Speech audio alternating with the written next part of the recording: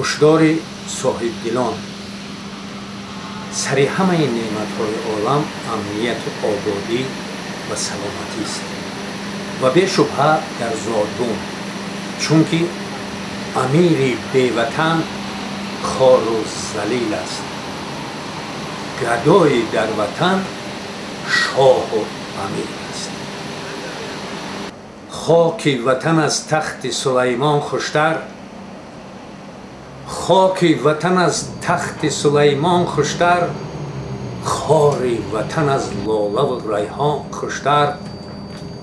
یوسف که به مصر پادشاهی میکرد، ای کاش گدا میشد به کنعان خوشتر.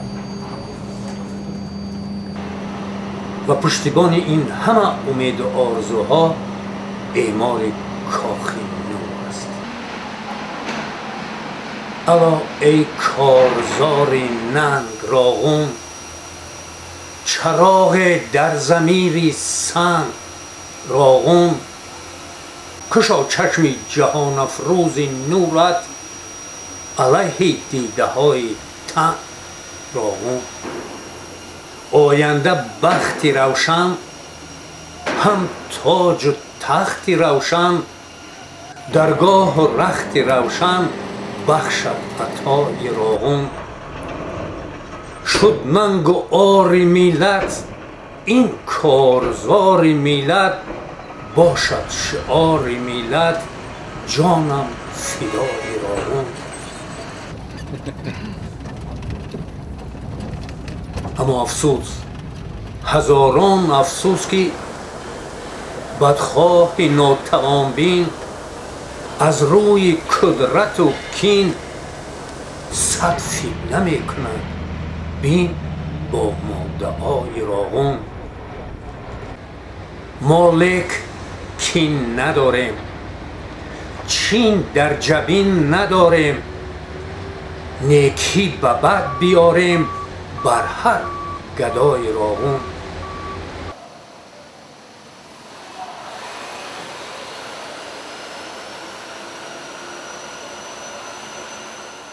چون شاهد همیشگی این عمل بنیادی و سازنده و ماندگار که بیش از 10 سال اینجا همراه بنیادگذاران کاخ نو اشتراک داریم، شاهد پیوسته ایم.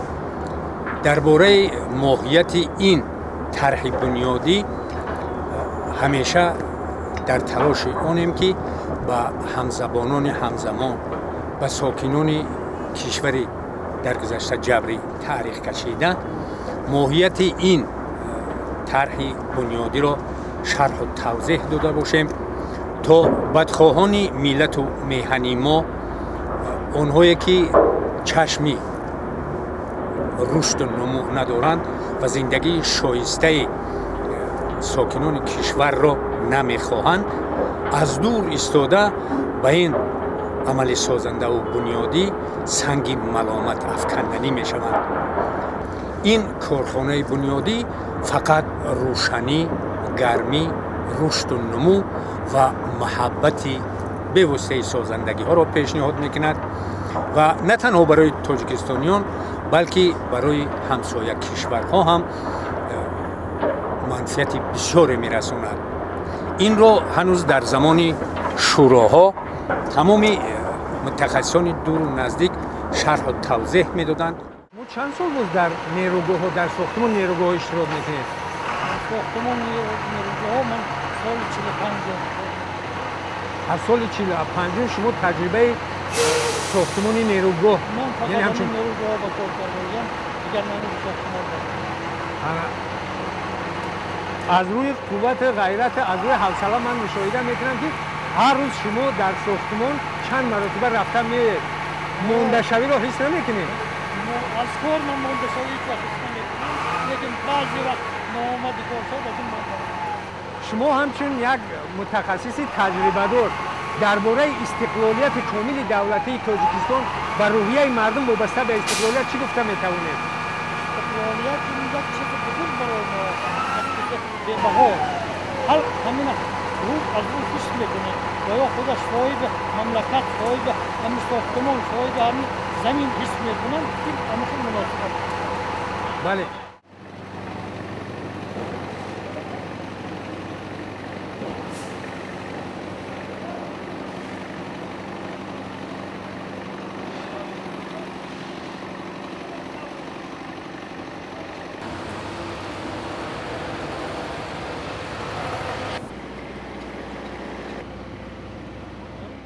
با استفاده دور اول آن که با صفت بلند جوابگو به طلب زمان و معیارهای معمولی بین الخلقی امروز فعالیت کرده ایستاده است، اثبات آن گشت که این طرح علما اساسناک بوده سزاوار روی عمل می آید. ولی باید اقرار شد که این کار چون عملهای بسیار تعجیلی روی کار آمدنش مشکل است. اگر امکانیت‌های مالی و اقتصادی هم پیش بیایند، برای این وقت معین فرصت در کار است. متخصصای ما در آینده از عهده اجرای ساختمان چنین نیروگاه‌ها به واسطه خودشان میبرند. البته من صد باور میکنم که از آینده متخصصای محلی به بها میشن.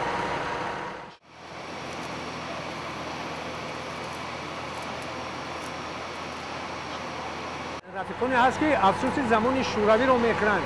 شما که قریب تمام عمرتون در همون زمان گذروندید، نسبت به امروز چی قیاس میکنید و عموما کار امروز رو با اون دوره چه بهاگذاری مینمایید؟ فرقیتش کلان است، برای که حاضرش با اگر شده ما کار کنیم همه همون کارگرها که در همینجا کار میکنیم یک مسئولیت حس میکنیم که ما برای خود ساختیم، ما برای خود ساختیم. آینده فرزند باشد، نبیره باشد، ابیره باشد، همینجا با این مشکلی نکشد. پیش دوره بخیرگه خود. یعنی همه از روی محبت، از روی صداقت، از روی آینده ببینی فعالیت میکنند.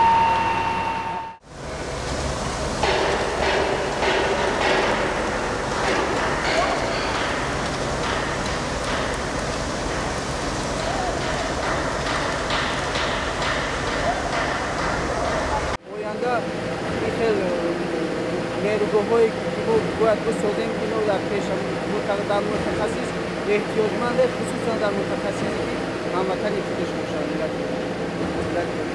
یعنی باید جوانان ما رو به آموزش بیارند و به چنین ساختمان ها بیشتر جلب شوند. بیشتر جلب شوند. یک روحیه باشد که اونو را شوقمند کنند.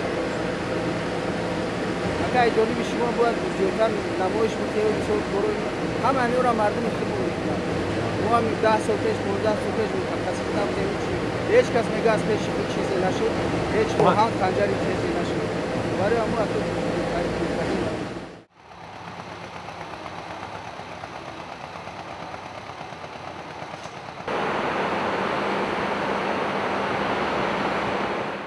یکی از رسالت‌های اصلی راغون برای در اینجا جمع کردن آب، یعنی ذخیره آبی تازه آشامیدنی و در سالهای خشکسالی تأمین کردن پایان آب، مخصوصاً سلسله نیروگاه‌های وخش که پایان از راغون جا گرفتند ساخته می شود. ولی برای پر کردن این آب انباری بزرگ فرصت کار است.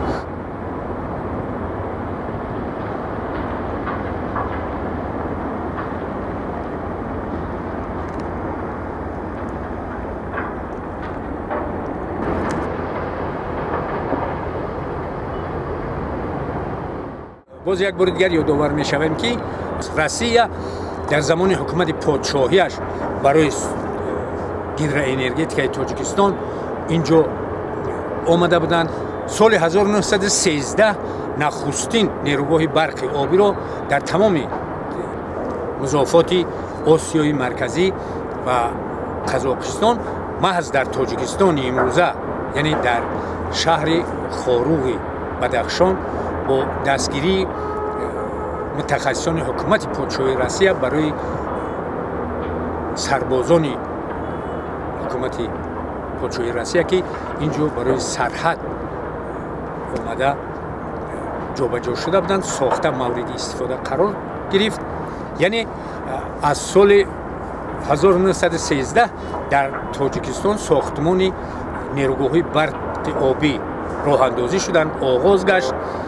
дар солҳои сӯӣ аслан авҷи тоза гирифт, вале бо он сабаб ки моҳияти инро мутахассисони варзидаи Россия хуб медонистанд, домони чӣ тавре ки ёдовар шудем 60 сол инҷо часпу талош карданд ки ин нерӯгоҳи бузургро роҳандозӣ карданд, вале чӣ тавре ки ёдовар шудем ё нахостанд ё натавонистанд.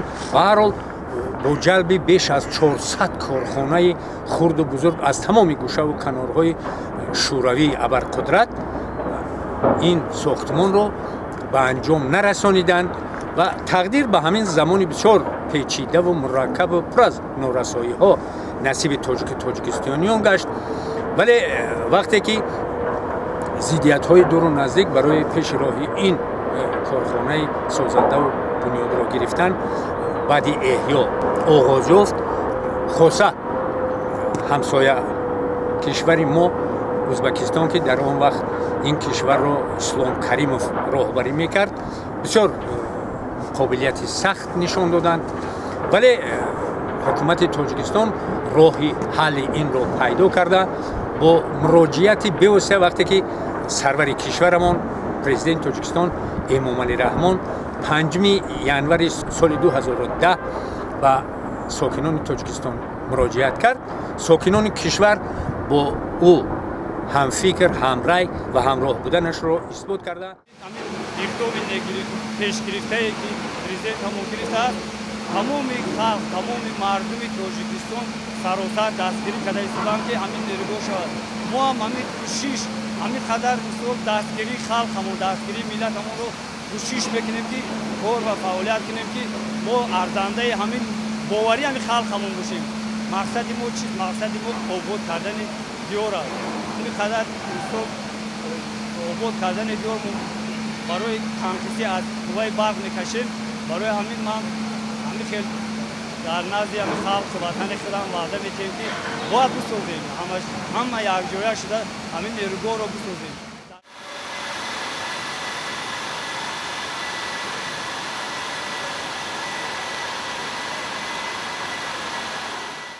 дар ин миён ҳукумати ҷумҳурии Тоҷикистон ба созмонҳои соҳавии байналмилалӣ муроҷиат кард, аз он ҷумла ба Бонки ҷаҳонӣ ва бо ташхиси махсуси сартосарӣ исбот карданд мутахассисони варзидаи байналхалқӣ ва коршиносони Бонки ҷаҳонӣ ки моҳияти ин нерӯгоҳи бунёдиву созанда ва кишварсозу миллатзо на танҳо барои Тоҷикистон, инчунин барои тамоми минтақа назир надорад.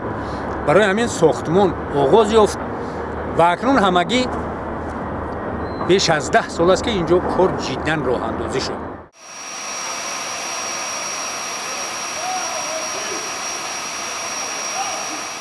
бояд гуфт ки кор ба сурати бениҳоят баланд рафтаи сурат шакли шубҳа накунад мардуми заҳматкаш тоҷик, мардуми сарбаланди тоҷик ки гӯё бес гӯё ки корш як андозаи манъ шуда бошаву инсулсини корчи хеле буд ҳамон хел рафтаист аст. баъд як гапи дигае ки қадим омадагие ки мегӯянд шунидан кай бувад монанди динам.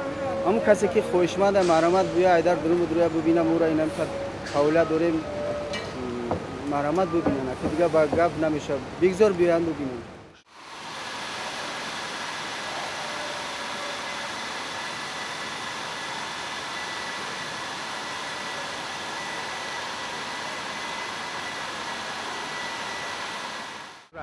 خودتون دیده استید که کارگرها چه خیلی کار کردن همون خیلی کار کرده استند.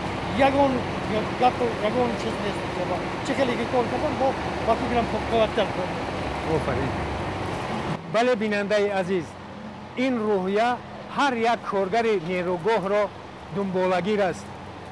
باشد که همین حس و هیجان در نهاد کل تاجیکستانیان همیشه پایدار و بردوام باشد.